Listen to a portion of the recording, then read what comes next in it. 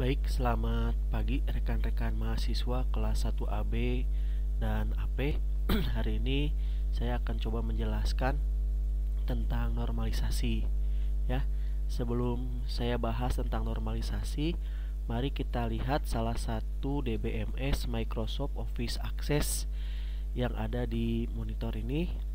Di sini Access ini adalah salah satu DBMS yang digunakan untuk kalangan menengah ke bawah ya. Di sini ada objek tabel, objek query, objek form, dan report serta makro. Nah, yang ingin saya jelaskan nanti ada kaitannya dengan proses normalisasi. Coba kita lihat sebentar. Di sini ada tabel-tabel yang sudah bentuknya normal ya, di mana ada tabel barang yang terdiri dari 25 record, ada tabel pelanggan, ada 25 record ya. Kemudian ini aplikasi tentang penjualan barang. Seperti ini saya input di sini ada yang namanya form transaksi penjualan barang. Ada tombol baru simpan batal hapus keluar. Kalau saya klik baru, nah kita isi di sini misalnya dengan nomor transaksi nomor 0001, kemudian tanggal transaksi hari ini, yang belinya adalah Peto. Dia membeli laptop Acer, harga per buahnya 6 juta ya. Kita beli 2, maka jadinya 12 juta. Dan di sini ada total harga ya. Kemudian disimpan. Nah, disimpan, klik yes, ini query update dijalankan otomatis. Kita klik baru lagi ya. Klik baru lagi berarti sekarang transaksi yang kedua berarti ya. Yang kedua transaksinya hari ini. Kemudian yang belinya Bintang membeli handphone. Nah, di sini handphone iPhone 6 misalnya kita beli satu saja. Di sini ada 6 juta ya. Nah, kita simpan. Nah, ketika kita simpan, maka data yang sudah kita input ke dalam form ini tersimpan ke dalam objek tabel ya. Nih, tadi kan ada Veto dan Bintang membeli ya. Berarti ini ada di tabel hit transaksi. Nah, ya, tersimpan ke dalam tabel ya. Di sini ada pelanggan yang membeli, ID-nya 12315. Kemudian dia membeli laptop ya. Kemudian 12314 dia membeli handphone ya. Dan di tabel detail, lebih detail lagi barang yang dibelinya apa. Nah, kemudian selain tersimpan ke dalam objek tabel, seperti biasa ketika kita melakukan sebuah transaksi, kita kan akan menerima sebuah struk atau mungkin nota atau mungkin faktur pembelian atau mungkin bukti transaksinya lah ya, seperti itu. Di sini juga sudah dibuatkan yang tadi ya. Nah, ini bukti transaksi penjualan yang terjadi tadi kita inputkan. Yang pertama ini Veto ya. Kemudian ada yang namanya Bintang. Nah, ini bukti transaksi yang nanti kita print, kita cetak, diserahkan sebagai bukti transaksi. Atau mungkin lebih jauh lagi seperti yang mungkin biasa kalian lihat. Di sini sudah saya sediakan ada yang namanya bukti transaksi dari pengambilan dari transfer ya, transfer uang ya dari ATM BNI. Kemudian ini adalah bukti transaksi dari minimarket ya. Di sini jelas-jelas Indomart ya. Nah, ini yang sering kita lakukan. Nah, ini bukti transaksinya ya. Kemudian ini adalah bukti transaksi dari pembelian bahan bakar ya. Premium di sini jenis BBM-nya ya. Kemudian di sini ada transaksi pembelian tiket kereta api. Nah, ya. Nah, ini adalah bukti-bukti transaksi yang biasa yang ada di dalam dunia nyata ya. Nah, kalau di sini kan bentuk aplikasinya ya, belum di print, masih dalam tampilan layar ya, masih di soft filenya bukan hard filenya gitu ya. Belum dicetak. Nah, seperti ini. Nah, pertanyaannya, Pak, kalau saya ingin membuat aplikasi seperti ini sampai dengan bukti transaksi penjualan seperti ini ya, maka pertanyaan dari seorang programmer yang muncul biasanya si report transaksi ini dibuat dari berapa tabel? Tabel apa saja gitu ya. Pak, kalau saya ingin membuat struk atau bukti pembelian tiket kereta api seperti ini, nah ini tuh ada tabel apa saja Pak?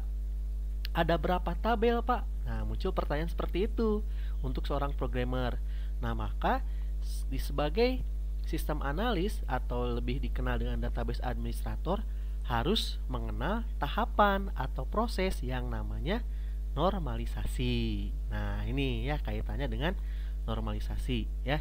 Jadi normalisasi itu adalah tahapan-tahapan, proses-proses atau langkah-langkah untuk menyusun sebuah tabel gitu.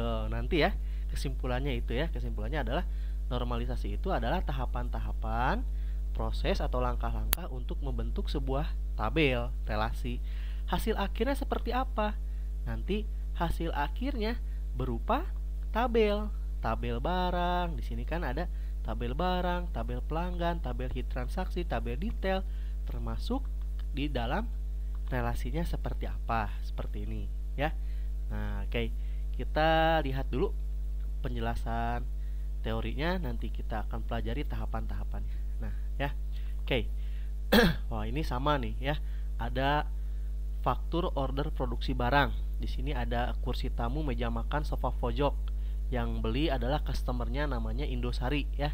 Nomor produksinya ini, tanggal transaksinya ini, customernya, dan barang yang dibelinya. Oke, seperti ini ya. Ini contoh kasus yang nanti akan kita bahas di slide ini ya. Berikutnya, nah ini ada normalisasi. Apa itu normalisasi? Menurut EF Code, nah ini ahli di bidang database ya, pencetus model data relasional.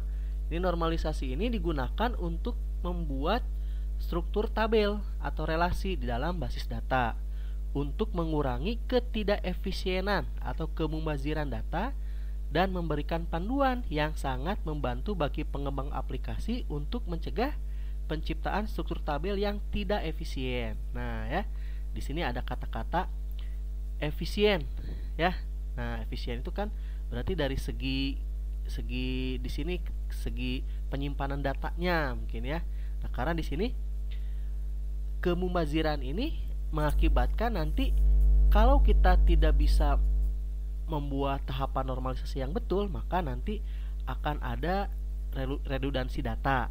Kemudian menyebabkan penyimpanan datanya bertambah besar, ya seperti itu.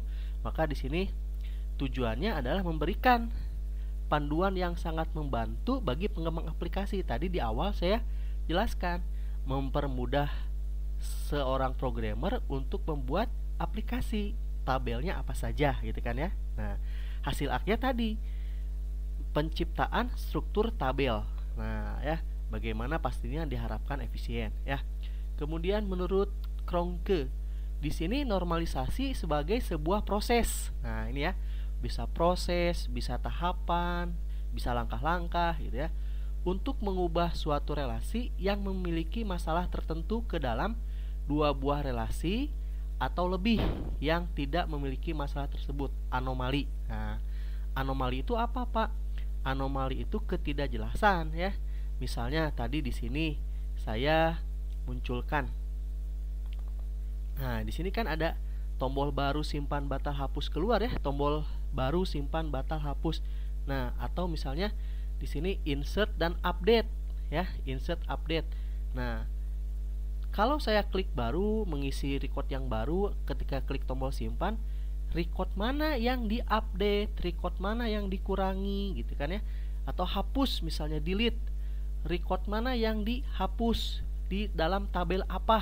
Nah, dijelaskan seperti itu ya, tidak menimbulkan kebingungan lagi ya. Nah, maka tadi dijelaskan bahwa tujuannya adalah yang tidak untuk menyelesaikan masalah anomali tersebut ya. Nah, seperti itu. Oke. Jadi kalau kita simpulkan tadi ya, saya sudah jelaskan bahwa secara garis besar dapat disimpulkan normalisasi adalah sebuah proses yang digunakan untuk membentuk struktur basis data atau tabel ya. agar terhindar dari ambiguitas atau redundansi. Jadi tidak ada penyimpanan atau record yang sama disimpan dalam suatu tabel atau tabel yang berbeda, sehingga lebih efisien ya. Nah, di sini dijelaskan hasil dari proses normalisasi adalah himpunan-himpunan data, dalam kurung di sini tabel-tabel dalam bentuk normal ya, normal form ya. Seperti contoh normal form itu seperti apa, Pak? Kalau di sini kan bentuk form transaksi. Kalau ini kan reportnya apa? Buktinya. Nah, seperti apa normal form ini? Di sini kita lihat ada yang namanya pelanggan, nama pelanggan, alamat, nomor handphone. Maka di sini kalau secara garis besar saya tarik kesimpulan bahwa di sini akan ada tabel pelanggan dengan fieldnya ID pelanggan, nama pelanggan, alamat, dan nomor handphone. Maka terbentuklah tabel, namanya tabel pelanggan. Nah, ID pelanggan, nama pelanggan, alamat, dan nomor handphone. Normal formnya seperti apa? Di sini ada form input pelanggan. Nah, seperti ini ya. Jadi yang awalnya satu seperti ini ya, atau kita lihat dari objek reportnya, kita normalisasi, maka terbentuklah beberapa tabel yang memiliki normal form seperti ini ya. Oke, kita close semua. Kita akan fokus ke dalam tahapan-tahapannya ya nanti ya. Nah, sekarang tujuan normalisasi. Nah, yang pertama adalah memudahkan user atau pemakai dalam mengakses data. Nah, berarti kalau kita ingin mengakses data ya, di sini tadi saya sudah contohkan, misalnya saya ingin tahu kode barangnya, kode barang LP001 itu nama barangnya apa, satuannya apa. Nah, kalau di sini bisa terlihat tapi belum normal, maka nanti akan ada tabel namanya tabel barang. Yang ini ya, tabel barang. Nah, di sini lebih jelas ya. Jadi membuat tabel untuk memudahkan akses user atau pemakai ke dalam sebuah tabel tertentu ya. Berikutnya yang kedua, tujuannya adalah optimalisasi struktur tabel. Tadi ya, tidak optimalisasi itu terlihat dari sebuah relasinya. Nah, ini tidak ada namanya redundansi nanti ya. Nah, seperti ini ya. Kardinalitasnya seperti apa, field apa ada di tabel apa gitu ya. Optimalisasi struktur tabel. Kemudian optimalisasi storage juga. Kenapa, Pak? Karena kalau kita sudah membuat tabel-tabel hasil normalisasi seperti ini, maka kita bisa tentukan. Contoh misalnya dari tabel barang ya, kita desain view, maka di sini kode barang kita bisa menentukan field size-nya yang dibutuhkan berapa ya. Nama barang, field size-nya yang dibutuhkan berapa. Harga per buah, tipe datanya currency, Pak. Kemudian formatnya ingin rupiah. Nah, ini bisa kita tentukan dengan syarat nanti tabelnya harus sudah normal ya. Hasil normalisasi. Berikutnya, mengurangi redundansi. Jadi tadi tidak ada record yang sama ya. Redundansi itu Pak pengulangan ya. Tidak ada record yang sama. Menghindari anomali insert, delete, dan update tadi ya. Simpan, kemudian menghapus dan mengupdate ya, menyisipkan ini ya. Jadi ketika terjadi sebuah transaksi, tabel mana yang dihapus, record apa yang dihapus di tabel apa. Nah, itu sudah jelas ya kalau sudah normalisasi ya. Kemudian kalau terjadi update, field apa yang diupdate di tabel apa, ketika apa diupdate. Nah, seperti itu. Jadi sudah jelas ya. Kemudian yang terakhir, peningkatan integritas data ya. Nah, sebetulnya di sini ada beberapa bentuk normal atau beberapa tahapan ya. Bentuk normal 1, normal 2, normal 3, normal 4. Di sini berarti Pak nanti tahapan normalisasi itu ada 4 tahapan. Secara kebanyakan lah ya, secara umum bentuk atau tahapan-tahapan membentuk normalisasi itu ada 4 tahapan ya, atau 4NF ya, normal form. Nah, tapi kalau sudah selesai, contoh di kasus ini sudah selesai dengan 3 tahapan juga ya sudah beres ya. Nah, atau mungkin nanti 4 tahapan belum beres ya, berarti 5 tahapan mungkin ya. Nah, untuk menentukan ketergantungan sebagian key-nya nanti di tahapan terakhir ya. Nah, kita lihat dulu, balik lagi ke kasus yang tadi sudah kita lihat ya. Di sini ada order produksi barang ya. Ada nomor produksi, tanggal, customer, dan ada tabel pembeliannya seperti ini atau order produksinya seperti ini. Nah, tahapan yang pertama, nah ini ya, bentuk normal 1 atau first normal form, first NF ya. Tahapan yang pertama adalah yang pertama, relasi memenuhi relasi memenuhi first NF jika dan hanya jika setiap atribut dari relasi tersebut hanya memiliki nilai tunggal dalam satu baris atau record. Nah, maka yang harus dilakukan nanti adalah ada 6 tahapan. Nah, yang pertama kita lihat ya, buat unnormalized atau bentuk tidak normal ya. Jadi kita buat dulu bentuk tidak normalnya dengan mengidentifikasi seluruh item data ya. Atau apa Pak? Atau seluruh atribut. Nah, atribut itu kalau di dalam IRD ya.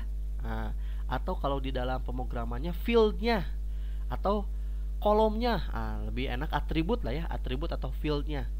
Apa saja Pak? Kita lihat di sini ya. Kita lihat di sini nih. Di sini ada atribut atau field nomor produksi. Isinya 02198. Nah, kita fokus ke nama fieldnya atau atributnya. Di sini ada nomor produksi, ada tanggal, ada customer ya. Kemudian ada nomor, ada nama barang, ada kode, ada jumlah jual atau jumlah mungkin di sini, ada harga, ada total. Nah, itu atribut-atribut, tapi kita lebih fokuskan lagi di sini. Kita lihat. Di sini ada customer. Customer RL001 Indosari. Nah, kira-kira nih kita berpikir customer ini RL001 ini apa?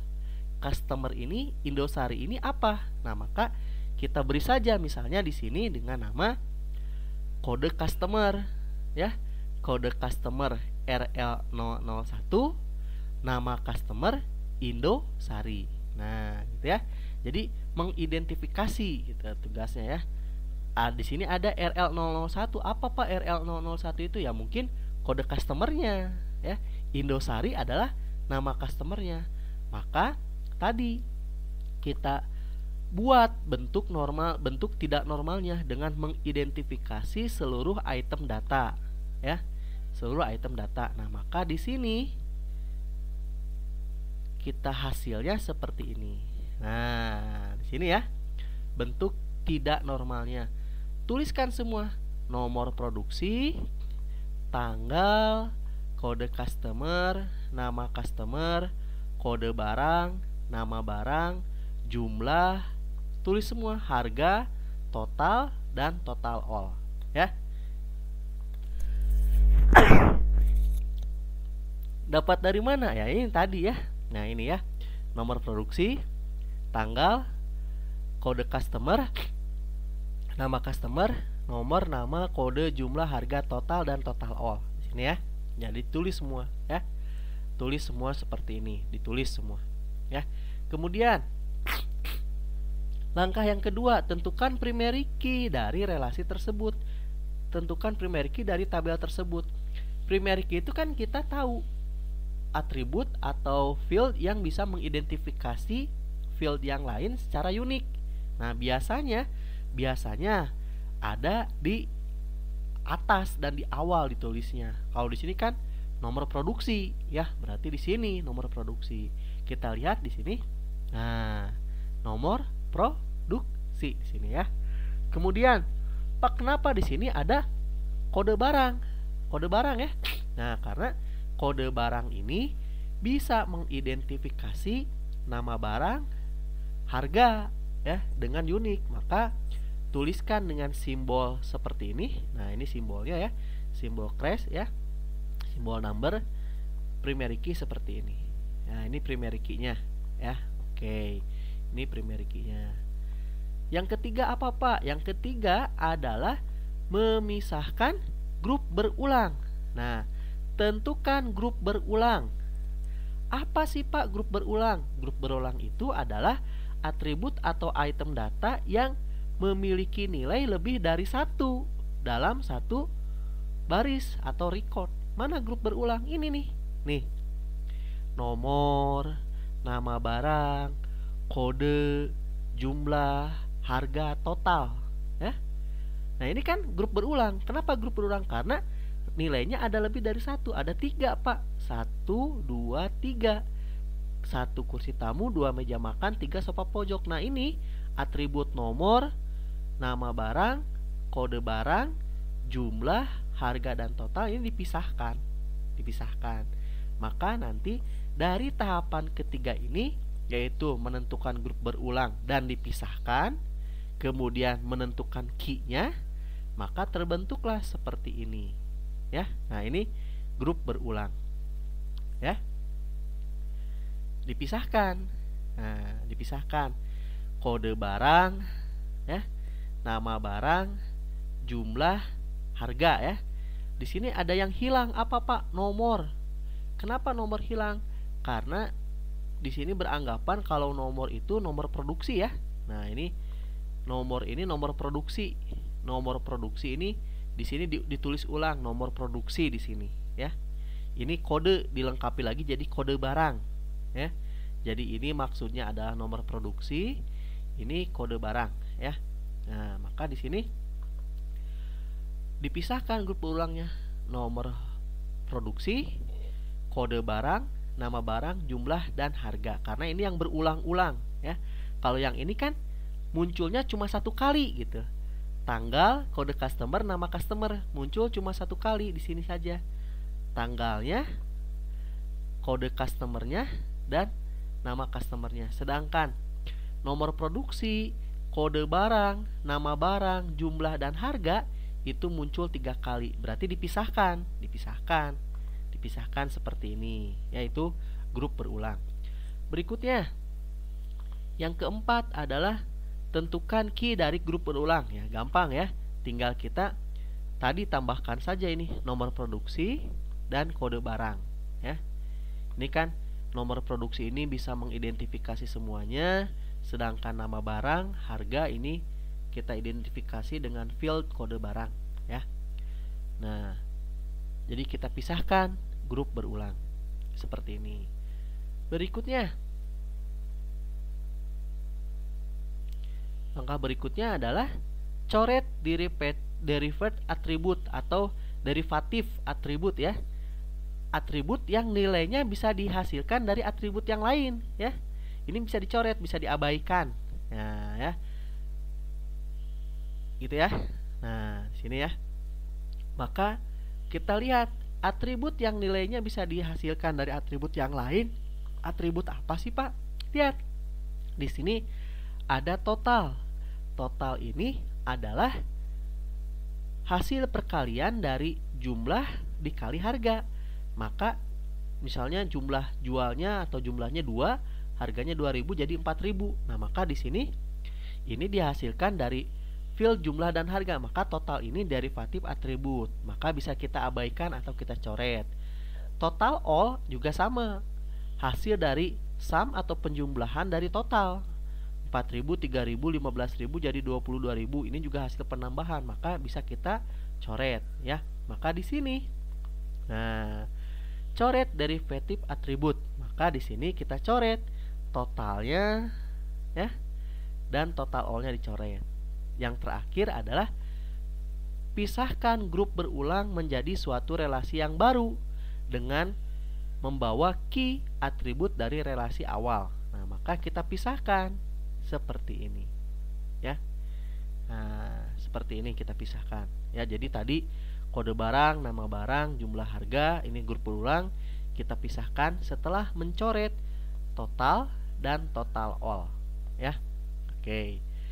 Ini adalah hasil dari tahapan pertama atau first normal form, ya. Nah, ini hasilnya terbentuklah 2 tabel, ya. Ini 2 tabel, sudah ada 2 tabel. Tahapan yang kedua, kita lihat. Ya. Suatu relasi memenuhi second NF jika dan hanya jika yang pertama sudah beres, ya. Persyaratan pertama yaitu tahapan normalisasi yang pertama sudah beres. Kemudian setiap atribut yang bukan kunci utama tergantung secara fungsional terhadap semua atribut kunci dan bukan hanya sebagian atribut. Jadi tadi ini ada ya yang namanya nama barang, jumlah dan harga yang kita akan proses di tahapan kedua ini tergantungnya bukan ke hanya kode barang tapi juga ke nomor produksi ya. Nah, kalau semua tahapan sudah dilakukan di normal pertama, maka menghasilkan dua tabel yang ini. Nah, ini persyaratan untuk melanjutkan ke tahapan kedua. Tahapan kedua apa yang dilakukan? Nah, di sini perhatikan relasi yang memiliki key atribut lebih dari satu, ya. Key atributnya lebih dari satu atau primary key-nya lebih dari satu. Saya tanya, mana yang mempunyai relasi yang punya primary key atau atribut key lebih dari satu? Sudah jelas-jelas, Pak. Yang ini. Nah, yang grup berulang, Pak. Ya.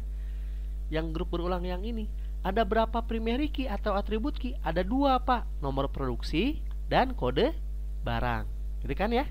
Nah, apa yang dilakukan, Pak? Nah, diperhatikan di sini.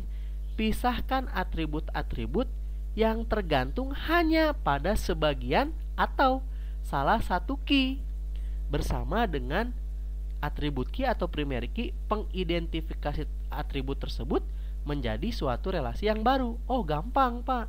Kita perhatikan di sini, ya. Nih, ya. Awalnya kan seperti ini. Nomor produksi, kode barang, nama barang, jumlah harga. Kita fokus ke sini, ya. Ke yang punya atribut key lebih dari satu. Ini ada dua. Nah, kalian identifikasi atribut mana saja, field mana saja yang bisa kita tahu isinya hanya dengan melihat salah satu key gitu, ya. Nah, jawabannya adalah nama barang, Pak. Harga, Pak. Kita bisa melihat hanya kepada kode barang saja, Pak. Nah, kenapa? Karena kita pikirkan logikanya. Sebuah barang, misalnya sebut saja laptop ya, pasti ada kode laptop, pasti ada nama laptop, pasti ada harganya, gitu ya. Sedangkan jumlah, nah jumlah apa ini? Jumlah order. Jumlah order ini tidak bisa kita identifikasi dari hanya kode barang saja, gitu ya. Nama barang, harga barang bisa kita tahu nilainya hanya dengan melihat kode barang, ya. Contoh, ya, kalau kita ke minimarket kan di situ di scan apa? Barcode scan-nya ya, yang garis-garis itu kan. Nah, itu barcode scan itu atau barcode-nya itu adalah kode barangnya, ya. Nama barangnya, si barang itu namanya apa, harganya berapa, gitu kan ya. Jadi kode barang itu mengidentifikasi nama barang dan harga, gitu ya. Sedangkan jumlah ini nggak bisa, ya, nggak bisa kita tahu hanya dari kode barang saja. Nah, maka nanti tahapan kedua ini kita fokus ke atribut key-nya yang dua atau lebih dari satu ya. Kemudian identifikasi field mana saja yang bisa kita tahu dari salah satu field saja. Maka tadi jawabannya sudah dijelaskan. Oh, Pak, saya bisa tahu nama barang, ya. Saya bisa tahu harga barang hanya dari kode barang saja, gitu, ya. Seperti itu. Sedangkan jumlah atau jumlah order di sini ya, jumlah order atau jumlah produksi atau jumlah jual ini tidak bisa kita ketahui dari nomor produksinya saja, tidak bisa kita ketahui dari kode barang saja. Ini harus dua-duanya. Nah, maka dari sini kalau ini tetap seperti ini ya, relasi yang pertama, ini relasi yang kedua nih. Karena di sini yang punya atribut key lebih dari satu ada nomor produksi dan kode barang, maka kita bentuk lagi kode barang, nama barang, harga menjadi tabel atau relasi yang baru. Kode barang, nama barang, harga. Kenapa? Karena nama barang dan harga nilainya bisa kita ketahui dari hanya field atribut key atau primary key kode barang saja. Sedangkan atribut jumlah order atau jumlah jual atau jumlah produksi tidak bisa kita ketahui dari kode barang saja atau nomor produksi saja. Harus ada dua atribut key ini, maka kita bisa ketahui jumlah ordernya berapa gitu ya. Kemudian tahapan yang ketiga. Nah, sini ya. Suatu relasi memenuhi bentuk normal ketiga jika dan hanya jika relasi tersebut memenuhi tahapan kedua. Sudah ya. Sudah tahapan kedua sudah kita lalui. Setiap atribut bukan kunci. Nah, ini yang dilakukan ya. Kita identifikasi. Setiap atribut yang bukan kunci tidak tergantung secara fungsional kepada atribut bukan kunci yang lain dalam relasi tersebut. Nah, itu ya. Apa yang dilakukan? Kita lihat, pisahkan atribut-atribut yang tergantung pada atribut yang bukan primary key. Oh, ternyata Pak, ada atribut-atribut yang bisa kita identifikasi tapi bukan dari primary key Pak, atau dari atribut key. Ya. Nah, bersama dengan atribut bukan key tersebut menjadi tabel atau relasi yang baru. Nih ya.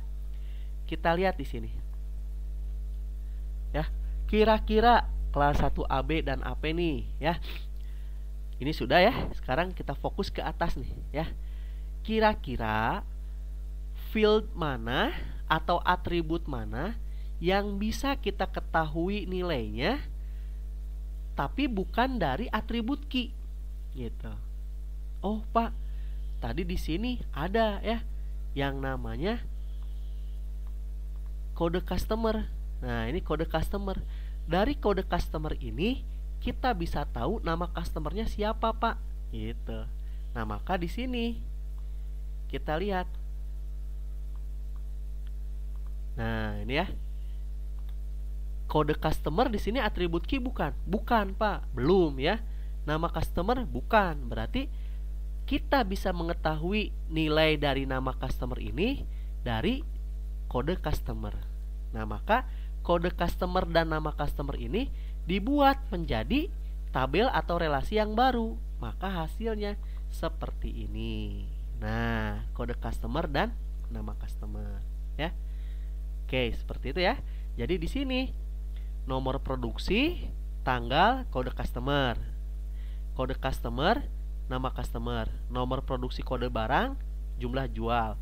Kode barang, nama barang, harga barang. Nah, di sini bisa kita ketahui bahwa kode customer menjadi atribut key ya atau primary key dan menjadi relasi atau tabel yang baru. Nah, di sini dari nomor produksi kita bisa mengidentifikasi tanggal dan kode customer ya, nanti berelasi pastinya ya. Yang merelasikan adalah kode customer. Dari kode customer kita bisa tahu nama customer ya. Dari nomor produksi dan kode barang kita bisa tahu jumlah produksinya atau jumlah ordernya berapa. Dari kode barang saja kita bisa tahu atribut nama barang dan harga. Maka hasil akhir dari nota order seperti ini atau bukti order seperti ini, oh Pak, akhirnya setelah melalui tahapan normalisasi kita bisa tahu bahwa struk atau nota order ini terbentuk dari 4 tabel seperti ini. Nah ya, hampir sama dengan yang tadi saya tunjukkan di relationship seperti ini ya. Jadi ada tabel barangnya, ada tabel pelanggannya, ada tabel hitnya, ada tabel detailnya. Kalau di sini mungkin kita bisa tahu lah ya, ada tabel barangnya ya, ada tabel customernya, hit order. Kalau tadi kan saya karena ini aplikasi penjualan pembelian, maka detail transaksi dan hit transaksi. Tapi kalau di kasus tadi order kan, hit order dan detail order. Seperti itu ya. Jadi kesimpulannya adalah hasil akhir dari normalisasi itu adalah membuat tabel yang asalnya dari sebuah nota pembelian, penjualan, atau nota produksi, atau mungkin transaksi yang lain. Report seperti ini bertanya, oh aplikasinya dibuat dari berapa tabel? Nah, untuk menjawab pertanyaan tersebut, maka kita lakukan tahapan-tahapan normalisasi ya. Tadi tahapannya sudah dijelaskan. Oke. Baik, terima kasih. Itu penjelasannya. Silahkan kalau ada pertanyaan kita diskusikan di forum diskusi. Terima kasih. Assalamualaikum warahmatullahi wabarakatuh.